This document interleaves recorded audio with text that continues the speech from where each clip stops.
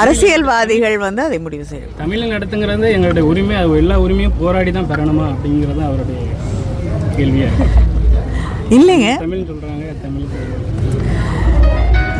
தமிழில் நடத்தக்கூடாது அப்படிங்கிறது யாருடைய கருத்தும் இருக்க முடியாது. தமிழ் அதுவும் வந்து முருகன் என்று சொல்லக்கூடிய சூழலிலே அது வந்து தமிழ் கடவுள் என்று கொண்டாடப்படக்கூடிய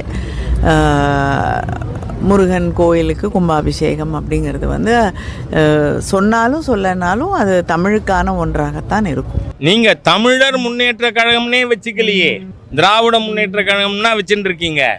அப்புறம் தமிழை பற்றி என்ன இப்போ வந்து போலி வேஷம்?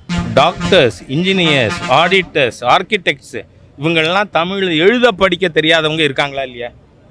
உங்கள் 50 வருஷம் ஆட்சியில் தானே. ஏன்னா நீங்கள் சோஷியல் மீடியா காலம் இது.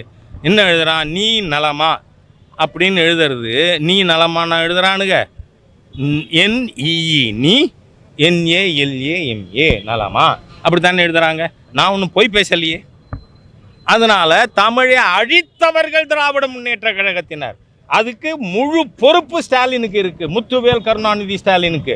தமிழை அழிச்சுப்பிட்டு இன்றைக்கி எல்லா ப்ரொஃபஷ்னல் இதுவும் குவாலிஃபிகேஷனும் தமிழே தெரியாமல் வரலாம்.